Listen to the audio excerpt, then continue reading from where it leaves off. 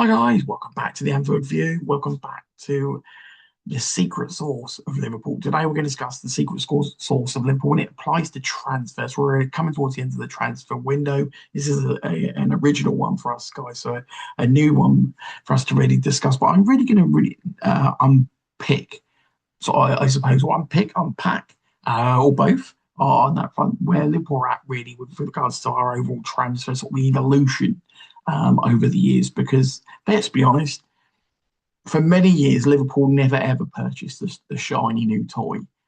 As the best analogy I can put it, we used to tend to buy the wooden car that would be missing a wheel. Or if you want to be more generous, a wooden car that basically needed to be polished up to be a shiny new Ferrari that we'd eventually sell. That basically was who we were. For a lot of years, Liverpool never had the right owners that built us from a commercial perspective, and then or either had owners that never wanted to invest the amount of money that was required. That hence our actual spend, hence why the success that we have. There's a direct correlation usually between the top six of the money league and who wins the league. It is what it is. But the reality where I wanted to come from today is what has happened to Liverpool in terms of our overall transfer sort of ethos. My general viewpoint last year when we bought Florian Wirtz, like, amazing, can't believe it. We've actually bought one of the hottest talents on world football at the time. Phenomenal for Leverkusen. Did I ever think Liverpool would ever do it? Do you know? No. Do you know why? Because frankly, we never have for donkey's years. I'm not saying we haven't bought talent, but we've never bought the talent that was that a Bayern Munich or a Barcelona or Real Madrid were looking to buy. We've always been trying to buy talent that was, let's just say, like a Luis Suarez, that for Ajax was amazing, but frankly wasn't being touted by other major clubs in Europe at the time when we got him, in terms of a Real Madrid or a Barcelona or a Bayern, those types of clubs. And so we've always sort of bought that talent that was almost like a rough diamond to some extent that we'd turn into a prime diamond, and then unfortunately we usually end up having to sell them because of the state where the club was at. And so for a lot of years, Liverpool were just very good at buying almost like a second tier star. Yeah, don't be fooled. Luis Suarez was still an amazing talent for Uruguay and Ajax. So we didn't take him. We didn't take him from nothing. We didn't take him from obscurity to a world star. He just shone. Yeah, when you perform for Liverpool, you shine a lot brighter on the world stage, and you got more attention, obviously, for doing that. Likewise, Fernando Torres at Atletico Madrid was doing fantastic for Atletico Madrid. I've saw many a time for the league. It wasn't rocket science how good he was. It just so happened that Real Madrid were never going to purchase him from Atletico.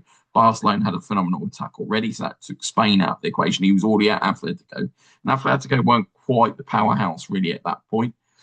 Still a major club, but not a powerhouse from a financial perspective. German, the German clubs are all sorted. Lots of English teams had major strikers, and so we got Torres really at the prime time. Plus, don't undersell the fact that we had one of the hottest managers in the world at that time in terms of Rafa Benitez. Yes, he was. If you don't remember, him and Mourinho were the two highly touted superstar managers outside of the ones that were already managing it in England at the time, and so we were bowled over by the fact that we could get one of those two. It'd be amazing. And it was. I thought Rafa did phenomenal for us. With what he had to play with from our owners, he turned water into wine. But we were lucky to get him because we had a genius Spanish manager and we got Reina. We obviously got Alonso. So we attracted a lot of the major Spanish talent and turned them into diamonds. And Liverpool had a habit of doing that for many years. Look, we took Salah from Italy. Whilst, in fairness to him, he didn't do anything at Chelsea. You can say a flop. Did very well in Spain, and obviously came under the lights of Liverpool and just took into the stratosphere. Was he a rough diamond? Like, once again, second tier star would be the best way to really put it. He was doing very well in Italy, like Suarez was doing very well in Holland, like Torres was doing very well in Spain. They weren't doing rubbish. They weren't just scoring 10 goals. So don't be fooled. These, like second tier stars. Well, perspective. I think you really need to see exactly what they were producing in those leagues at that time, and so and also the national teams as well. So Mane, for instance, Mane absolutely ripped us to shreds on many occasions for Southampton, and was playing amazing in the Premier League. So was he a rough diamond? No, no more than Man City buying Semenya right now. I mean, was he a rough? No, not at all. Why would he be? Yeah, sure, you got more pressure playing for a top team, but your talent is talent. And yes, I get like when you buy players like Verts who just haven't shone at all, really.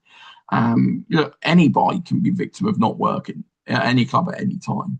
And obviously, when the more pressure you play under, the more situations, then they do fall apart. Some people rise to the occasion, some people don't. That's life. It's not just football; it applies to any situation in life.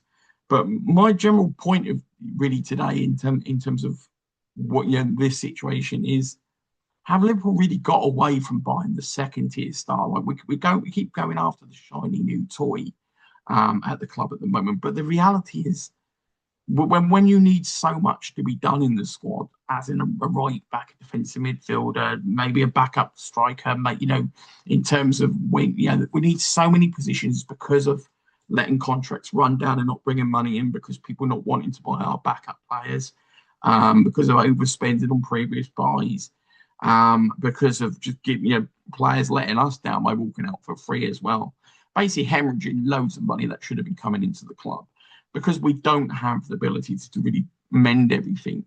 Should we be buying more players like Muniz at 40 million and less players at 120 million? I love Barker. I generally do. And if you go back all the way from my videos, I've consistently said for him probably over a year, I love Barkler. Don't love him as much as Kvaratskhelia. No, I've said that when he was in Spain, how much I loved him. I wish Liverpool moved the needle way back then, but that's not being revisionistic. I've said it way back then. So, it is what it is. Doesn't make me a genius. Anyone could have seen he was great in Spain. No, not Spain, in Italy, sorry. And so my general point with Liverpool at the moment is we've become a little bit attracted to the obvious in terms of getting Barkler. It's like, cool. I said Barkler. I'm not a football scout. It doesn't take rocket science to say Barkler's a world-beating winger. I think we can all highlight that.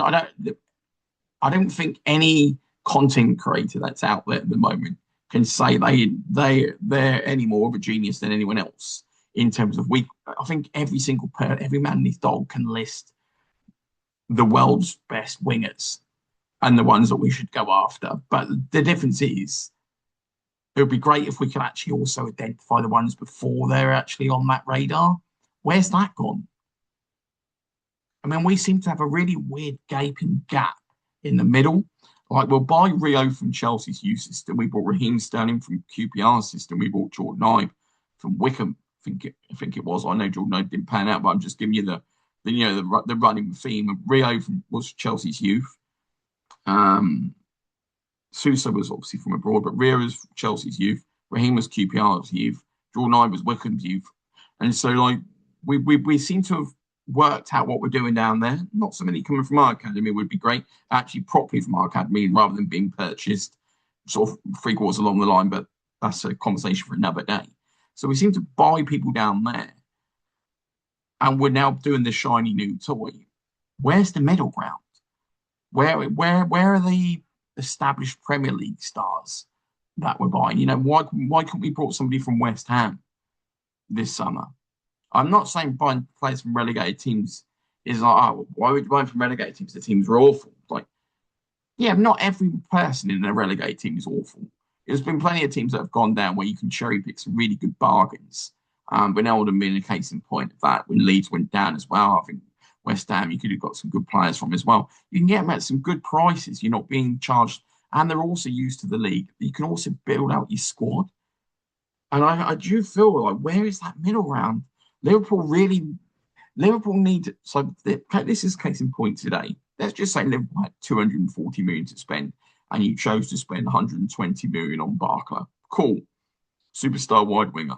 Happy with that. That gives us Barkler, Muniz, and Rio with a bit of Gakpo. Looks like Gakpo's probably going to be offset to fund some of this, I imagine.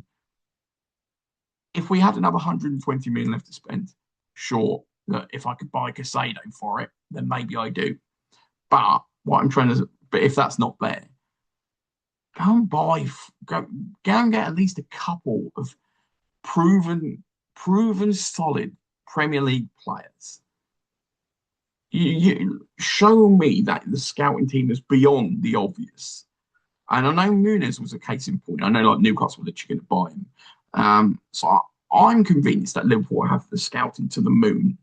I've not seen it, but I'm sure they have all the databases to say know everybody. Why aren't we getting more? Why aren't we making more astute buys? That's my question. I know when we bought Henderson, he was doing better for Sunderland, and he took forever to really come good, and Klopp made him good. And Milner was always a really sort of crafty buy. Why can't we? Where is the Milner McAllister buy on the cheap, like free transfer on the cheap? Where is that Milner McAllister buy? Where is that Wijnaldum buy? Where is that cheap Premier League? A couple of two. Everyone sits there and thinks like, oh, we spend all this amount of money. But when you really look at how Liverpool built the succeed with Klopp, Robertson was dirt cheap, up a million or something. Trent was free from the youth system. Matip was a free transfer from Holland. Wijnaldum didn't cost loads of amounts of money from Newcastle. Henderson was already there. I think about 20 odd million for Sunderland way back in the day. At least a few years prior when Kenny was there. Yeah, Fabinho cost a lot of money. I get it, but look how many players I rattled through of 3/4 of the team. It's like, sure, we had Virgil cost a lot of money, Alisson cost a lot of money. And that's about it in terms of really lavish buys. Now we're only going after lavish buys. But we don't need lavish buys everywhere. We don't need to be constantly buying lavish buys everywhere. We've got let's be honest, if Verts and Isak do what they should do in this team, then equally we don't need lavish buys. We need to coach Rio up to the potential that he needs. We need Muniz just to be effective to supply Isak. We need Isak to stay fit until at least Ekateke gets back. But I don't think we're necessarily lacking in stardust. We need the stardust to perform. That's a different question. Do we lack stardust? Ekateke, Isak, Verts, Rio. No. Are they performing? Well, one's injured, one's young, and two are completely off form. I don't think we lack stardust in the squad. I think what we lack is proven quality. We lack proven Premiership players that are going to work hard, that are going to fit a system, that are going to basically create a proper structure. The best analogy I can put, I don't know if you guys follow NFL. You can be the world's best quarterback. If your offensive line, who protect the quarterback, aren't any good, then the quarterback's not going to achieve the success that he needs. He's just going to be scrounging for his life. He'll get sacked, he'll get intercepted, and he'll get injured. That's essentially what's going to happen. One of the best players is the offensive line person that protects the blind side of the quarterback, because essentially he's going to get injured if that bloke isn't a genius. He's basically his bodyguard in a nutshell. And so it's the same analogy. It's like when you construct a team, Liverpool are failing on the construction part. It feels like we're buying the materials, but not the right materials to construct the house. Does that make sense? It feels a little bit like I don't know. It'd be great to hear your thoughts in the comments, guys. Do you feel this, or is it just me alone? It feels like we're seeing the shiny materials, and we're going, oh, that looks amazing. It's almost like, we're going to buy the hot tub. Hey, I love hot tub. We're going to go and buy the hot tub. We're going to buy the Ferrari. We're going to buy the patio doors. We're going to buy a lovely kitchen. And yet nobody's thinking about the foundations. It doesn't mean nobody's thinking about the concrete, the foundations, everything that it's all built on for everything else to work. I generally do feel this, that the secret sauce for Liverpool when we've done well is we've constructed the whole house, the team, fully understanding and what makes everything work to be successful. To use a business analogy, I've been in marketing for nearly 25 years. What made me great was the fact that the people around me were the right people.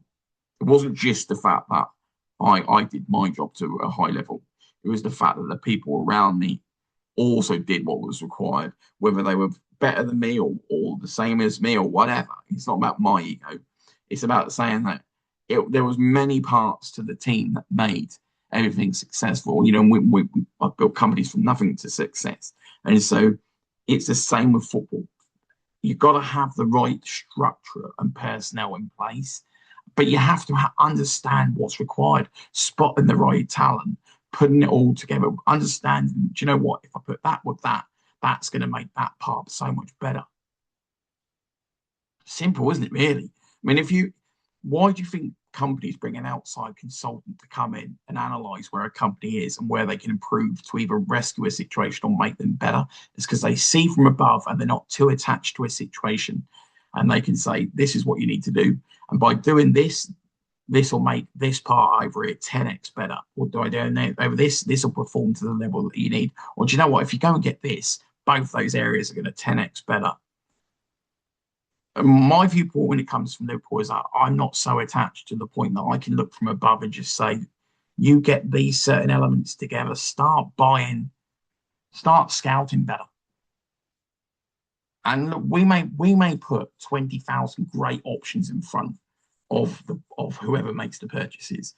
And frankly, our scouting may be the best in the world. And we sit there and we go, there you go. And I may sit there and look at them and go, you know what? Amazing scouting. That is great job, guys. And so I'm not digging out anybody on that front because we could be putting forward wonderful option after wonderful option after wonderful option, and we're choosing to go for shiny new toy over what's best for business. And I do feel there's just a really weird flip of, and many times when all Liverpool ever did was not buy the right option. Now it feels like we've gone the other way and we're buying the shiny new toy and the obvious all the time, but forgetting that we also don't need that all the time. And we also do need a combination of what makes that shiny new toy the best. The shiny new toys need to perform exactly, but they also need the rest of the team that doesn't need to be a shiny new toy. Does that make sense? Not everyone could be a Galactico. There's a very good reason that, like, not every, when you look back in the sort of pamphlets of history, just because Real Madrid had the Galacticos, they weren't winning everything. Not all the time you did all the superstars align and everything works. It just doesn't. I remember Man United buying Juan Sebastian Veron and it didn't work. And so my thoughts are where the club is at in terms of its overall approach. It just seems very muddled. It seems very confused, disjointed, muddled. I'm just not seeing enough of it's not even opportunistic. It's sensible. It's what's best for the team. I'm just not seeing enough of a 40 million pound. And it's not cheap, by the way. That's expensive. But the way the market is, 40 million is like £4, isn't it? Like it used to be. But I'm not seeing enough of the Muniz buys. I think this summer we could have done with, if this summer we did 4 Muniz buys for 30 and 40 million, let's just say for 100, let's just say between 120 and 160.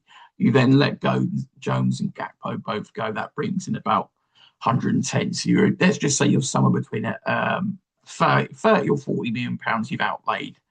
Put Xhaka aside, and then you buy one superstar in Barclay. So let's just say you've had 150 million, then you want to put Xhaka on top. That's 210 million net. Nothing insane, and maybe somebody else goes. Who knows on that front? As I say, you could bring that down to 170 million net spend if you only got a one player less on that front. I just think there needs to be some more balance as to what we're thinking. I know Ronald Aruja was a little bit more of a step towards what we used to do.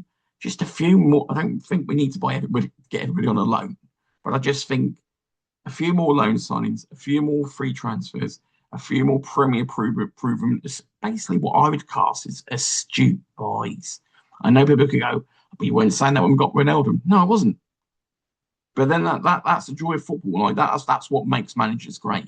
What makes Klopp great? Turning players that were in a different position and making them play amazing in other positions. Turning players that were okay into superstars. There's many factors.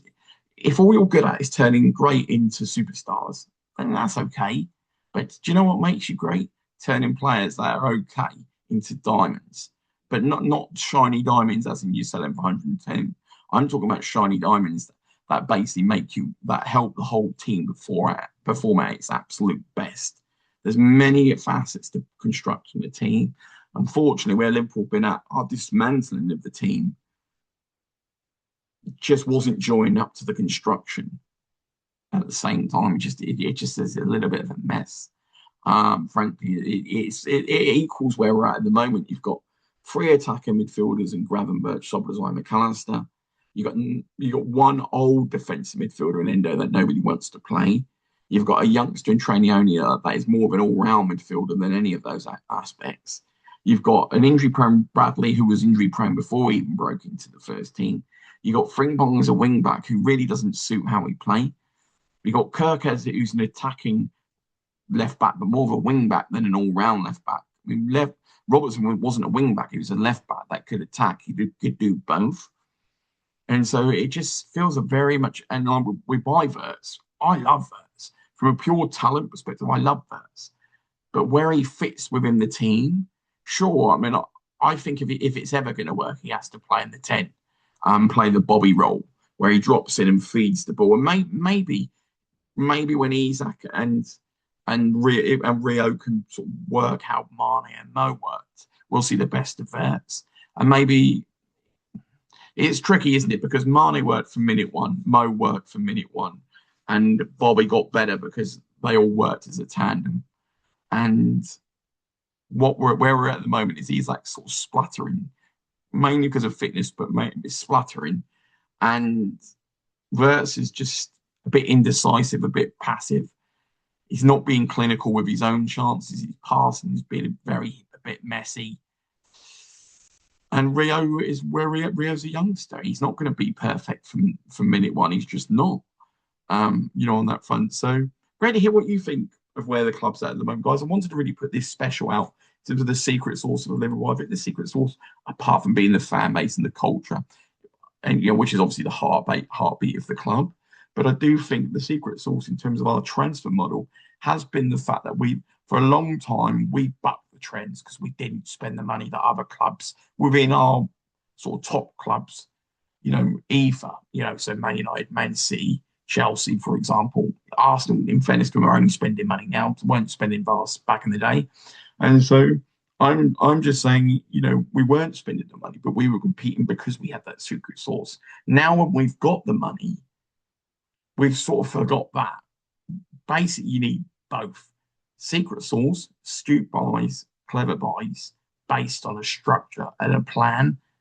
Shiny buys to help you take you over the top and win the trophy.